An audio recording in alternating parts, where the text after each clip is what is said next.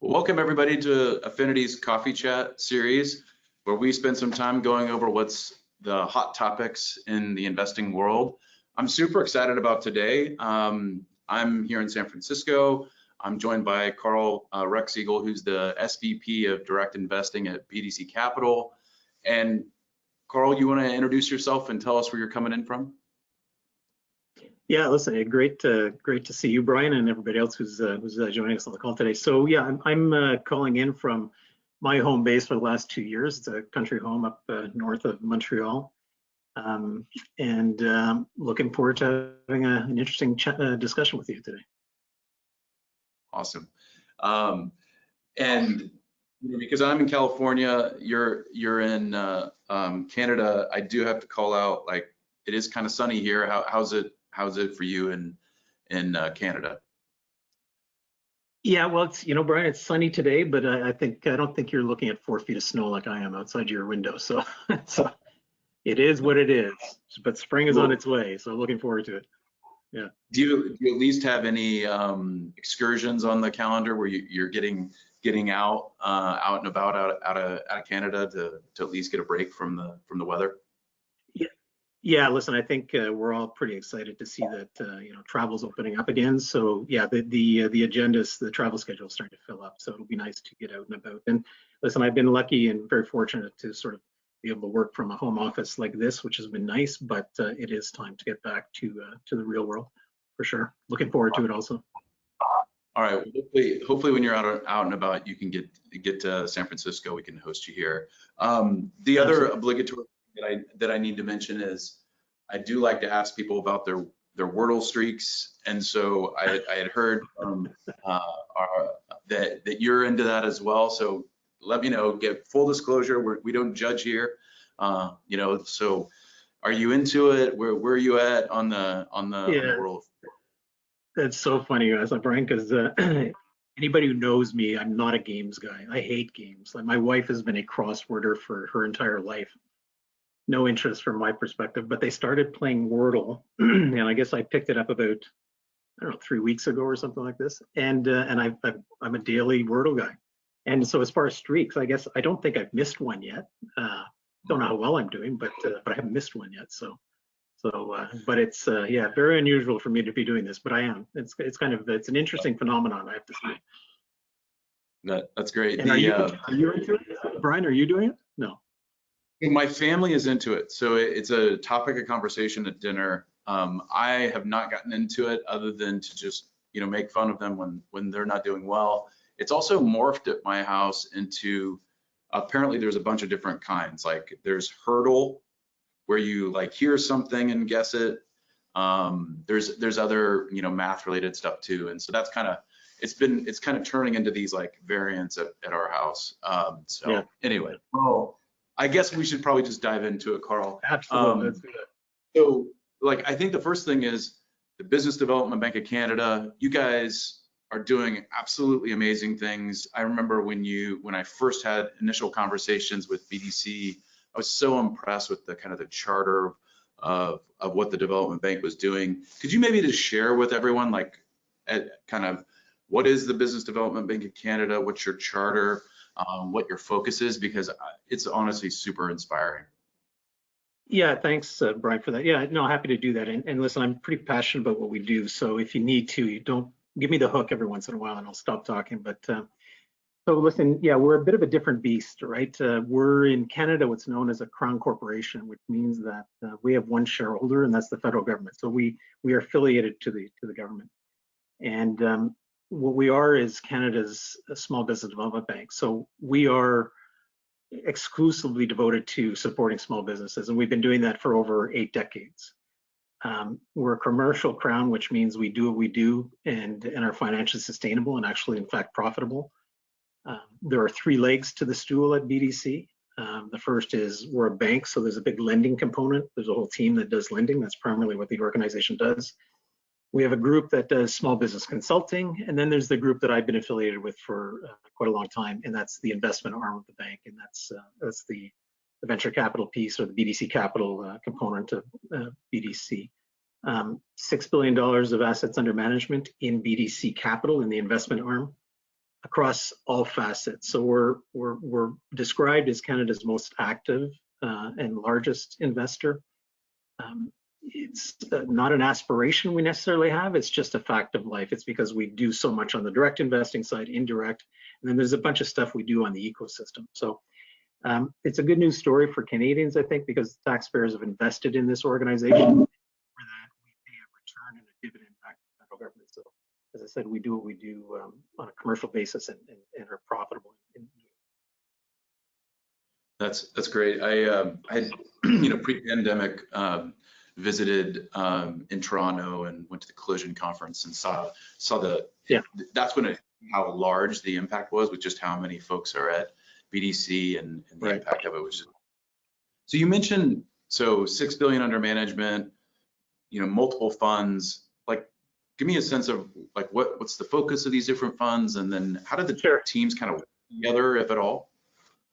Yeah. So like I said, there are I guess 3 pieces to the business that we do in BDC Capital. So the investment side. So there's the direct investing, which is the group that I lead. So we have direct investing teams. Right now I have 9 different teams. Think of them as this sort of an important part of the strategy we put in place, I guess, after the financial crisis around 2010, was to try to replicate industry best practices. And the way we interpreted that in our organization was we established internal funds. So I have 9 internal funds that go to market much like any other private sector fund would, with the only exception is that they're employees of the bank. The partners in these funds are employed by the bank, and we're the sole limited partner in their funds. So I have 9 teams. In all, they manage, based on the various vintages, 16 different funds across multiple sectors, and we can get into them. So that's the direct investing side, and I'd say I think we have about $3.5 billion of assets under management just in that piece of the business. The second piece of our business is an important piece. I used to manage it at one point in time. Was is our funds investing piece, so our indirect investing. So we're one of the most important LPs in Canada, investing in, I think it's 110 funds in Canada, primarily venture capital funds. We do some growth equity in there, but so we're an important investor on that side. And then, like I said, the third component is a whole bunch of stuff we do around ecosystem. So think of the, supporting certain accelerators, and you mentioned collision, and there's various partnerships and arrangements we have to try to, just help the asset class as best we can. Mm-hmm. That's great. So, and then, I mean, maybe just to dive in, I mean, you're obviously an affinity customer. It sounds like you were pretty instrumental in making that happen. And how, I mean, it sounds like that's a lot of complexity. How do you leverage affinity to help make sure that you guys are on track? Yeah, and so Brian, I know we didn't want this to be a paid advertisement. It's not going to be that, but I have to say, and in all sincerity, I've been in the organization doing venture investing for almost 30 years, which is kind of crazy. And it's a third career for me, but it's obviously been the most significant piece of my career. And for 30 years, it's clear that, building networks and relationships is critical to be successful in venture capital. And when you have a national purview like we do, it's that much more important. And to be able to manage those relationships is a challenge, as we know. And so there have been CRMs around that we've tried, and with some partial to limited success. We needed something much more robust that took away a lot of the pain points. And so we went to market looking for something. You guys popped up, and it's been a great experience. It's pivotal for me. As I said, I've got 9 teams that I manage. And just to give you a sense, so I have like an IT team. I've got a fund that does industrial innovation. So this is ag and food tech, resource extraction, that kind of stuff. I've got a deep technology fund doing quantum. I've got one of the world's largest women in technology funds. Anyway, I've got 9 different funds, and some of their investment theses will overlap from time to time. And because we touch the market in so many places, it can be confusing for the market, and it also can be challenging for us to manage because there's a lot of doors to knock on. So And we know entrepreneurs can be tenacious, and so they'll knock it on as many doors as they can. So in order to, we need to have visibility into those kinds of relationships, and that's Affinity's given that to us. So we, I know each of my teams use it as sort of their main pipeline tool at their Monday morning meetings. When I have my direct leadership team meetings, the nine funds will sit with me, and we'll spend some time as part of our standing agenda in those meetings is to review what I would say corner cases where it could fall one way or the other, which team should look at it, which will best be served by doing this investment. Sometimes we'll co-invest alongside each other and put two of our funds into the same deal. So the only way we can do that is to understand who's knocking on whose doors. And this, because of the way Affinity works, scraping the emails, gives us much more visibility on who's talking to who and who's got the relationship and what's the strength of that relationship. So it's made my life a lot easier. I herd cats. This has made my cat herding a lot easier. That's great. And well, I guess just to move off of the Affinity specific things. Yeah. When when we've chatted in the past, I guess what I've been like kind of taken back by is how like kind of at the forefront of technology and innovation that the BDC Capital has been. Could you kind of speak a little bit more about that? Like you mentioned the different funds, but I think just how you guys are always looking forward, I think is pretty neat. And like what, I guess, speak a bit about that, and then like why has that been the charter?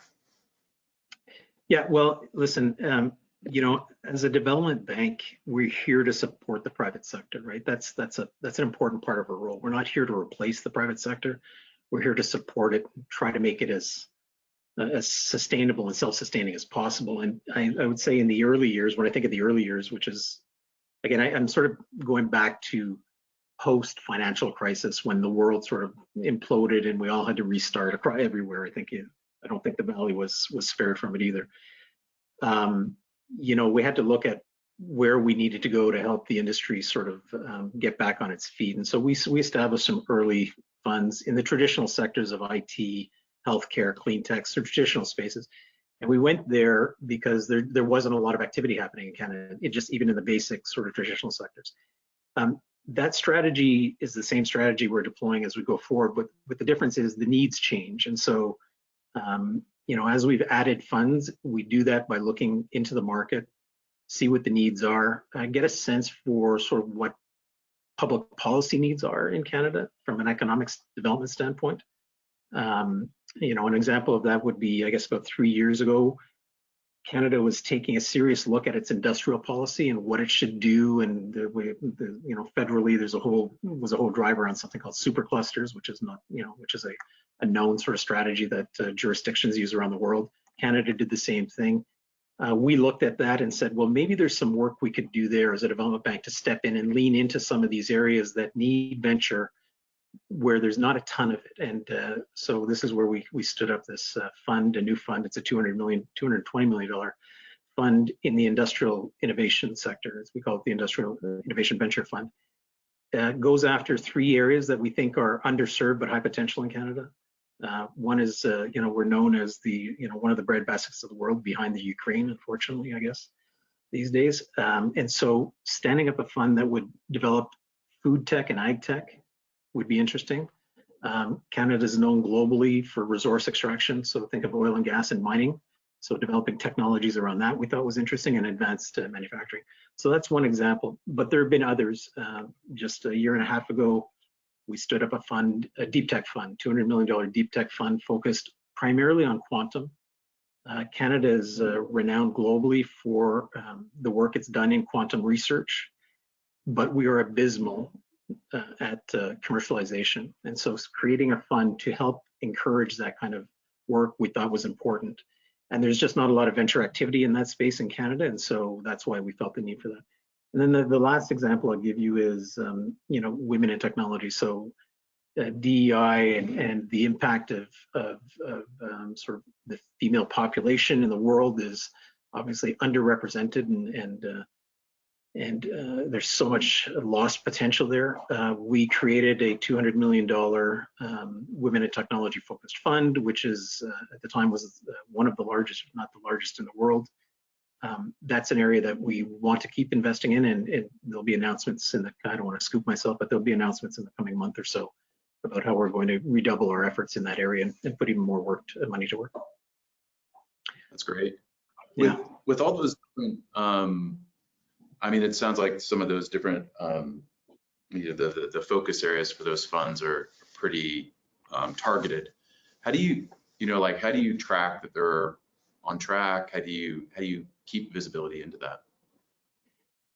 Well, like I said, they're established, like as far as tracking how they're doing in performance. I mean, we operate them like any other private sector fund. So we benchmark against the best, and so our funds will all be performing in the the first or second quartile, benchmarks against comparable funds and vintages in North America.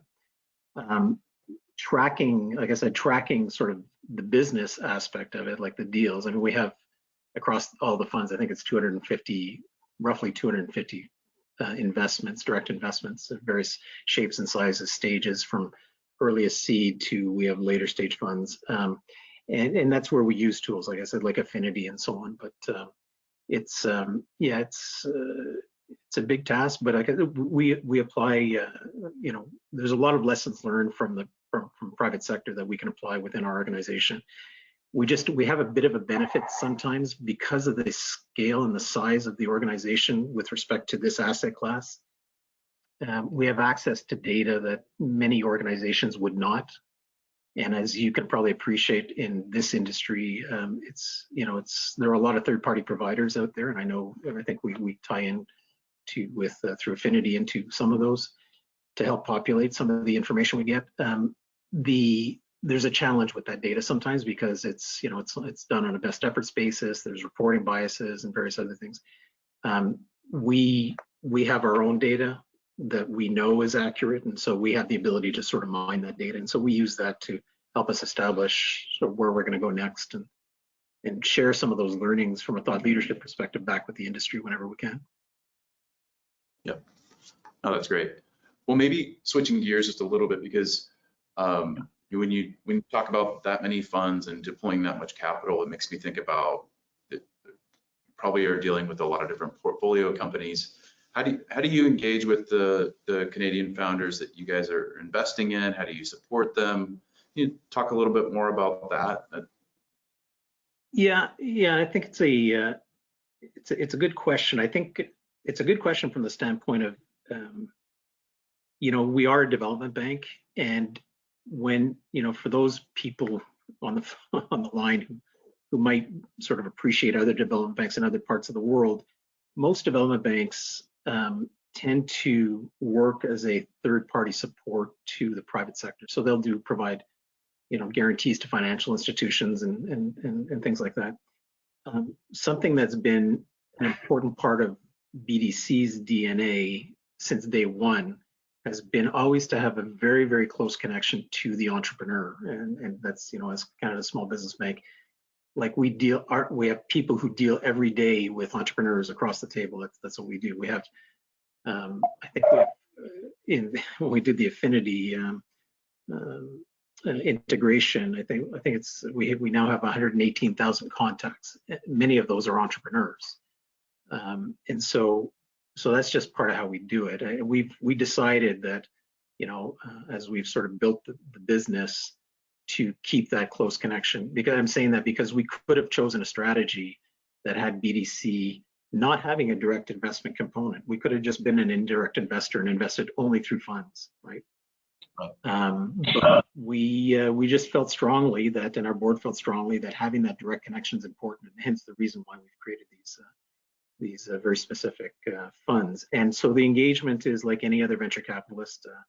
The partners on each of the teams that manage sit on the boards of directors and chair committees and work with management on a day in, day out basis to try to push a strategy forward to create the growth and value creation that we're all hoping for and make a difference. And we're fortunate. We've got people on our team who have decades of experience, as you would expect in the industry. It's not something that you just do coming out of school. You need to sort of go through the lessons of hard knocks and pattern recognition the ups and downs and trials and tribulations, and apply those learnings to help grow these businesses. It's important. So we've been fortunate to get that. And one of the ways we do that is we have aligned incentives, so our people are compensated based on the performance of the deals that we put on the books. Great. Well, I guess maybe one other thing around just being the largest investor in Canada. I'm curious, like, how you guys think about that from a kind of a leadership position of like kind of leading investing for Canadians. Is there, how do you guys think about that? Well, like I said, I don't, I cringe a little bit because as I said earlier, it's not our aspiration to be the biggest, most active. It's a fact of life, because you can't really compare other players in the market to what we do, just because we do a bit of everything. And as I said earlier, I think our interest is in trying to make the asset class as self-sustaining as possible. That doesn't mean I eventually want to shrink our business. I'd actually like to see the industry grow, and for us to keep pushing the edge of the envelope and doing, we're not afraid of doing hard things, and I want to do more hard things. So in other words, when, if in some of the areas of deep tech, 5 years from now, there's 10 other deep tech funds in Canada, and the machine seems to be working, then we'll pivot into the next thing and look for the next thing for Canada. So that's the way we're here to sort of, to try to buoy the industry as best we can. And we've seen, for those people who are watching this who are either in Canada or outside of the country, I mean, the story in Canada of the sort of what's happened in the past 10 years is quite phenomenal. I mean, the business has really, from a venture standpoint specifically, I mean, we're not just solely a venture shop, but primarily a venture shop. Our 10-year IRRs, I think, in 10 years ago were just after the crisis, I think it was minus 13%. Whereas in the States, I think they were probably tracking around 10%. And so we've climbed out of that hole and are now producing, 10-year IRRs that are pretty much on par with what you're seeing in the States. So that's a big turnaround, I think, for an industry. And we're seeing some really interesting businesses here. And I think the proof's in the pudding. We're seeing a lot of, and when I look through Affinity, I can see a lot of US investors and showing a lot more interest in some of the transactions that we're doing up north of the border. That's great. Well, one last question. I don't want to bend your ear too much today, Karl. With 30 years of investing experience, I think it would just be interesting, kind of what's on your mind for the future, and then also for our audience, any advice that you'd give, since you do have a little bit of experience under your belt, anything that unsolicited advice you'd want to give to our audience? Yeah. Well, it's free, so it's worth what you paid for it. Well, listen, I think if you're asking sort of lessons learned, there are a few things, but the first would be, this is not a business you can be a tourist in. You need to commit to this asset class. It's a long-term investment asset. Super interesting. Obviously, we're investing in some of the world's most interesting technology businesses. And when you go in, they face every single risk that a company can face. And they're in and out of crisis for the entire period, typically, of your investment. And so, like I say, you can't be a tourist. But some of the key lessons for me would be, you have to be disciplined in what you do. You have to avoid the herd mentality, I think, is important.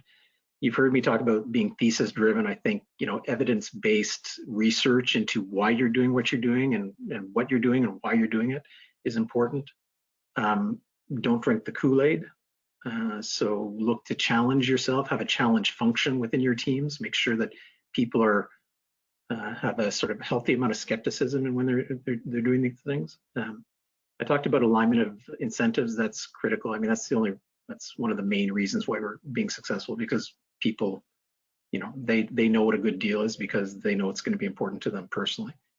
And then applying best practices. So learn from what other people are doing, use good tools, that kind of stuff. So that would be, some of the key takeaways or lessons learned from the past 30 years. I'm sure there are probably more, but that I think has worked for us.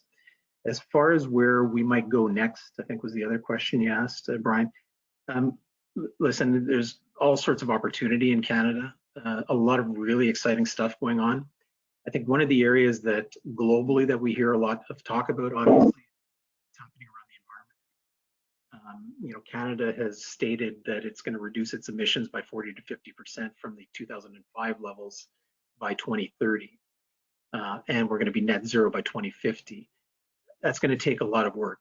Those are ambitious targets, and so you'll see us for sure. And again, I'm not going to scoop myself, but putting substantial more investment through BDC Capital, both on the venture side, but in different aspects of sort of the funding continuum to support climate tech, clean tech, sustainability broadly. And we're doing some, I think, important work that likely will, if we get it right, will stand out as a shining example of for Canada, and I think on the world stage when it's up and running. I'm pretty confident we'll be able to get that done. So it's exciting time for people in our business investing in these areas, and for people looking to get into our business. I think it's really a lot of interesting opportunities for sure. Right. Well, thank you for that, Karl. This has been super insightful. I appreciate kind of a walkthrough of the Business Development Bank of Canada, what you guys are doing on the venture side of things, as well as some of your advice for, with your history in investing. I guess for folks that have joined the coffee chat, feel free to ask questions. We're happy to answer them as we go through this. And Karl, I know not only myself, but everybody listening in is going to be super excited about hearing those announcements as they come out in the future. And it's really inspiring what you guys are doing in the Business Development Bank of Canada to help kind of lead kind of new development, especially in the clean tech space. It's going to take a village there for sure. Great. Thanks, Karl. Yeah, absolutely. Thanks, Brian. Have a great day. Enjoy. All right. Cheers.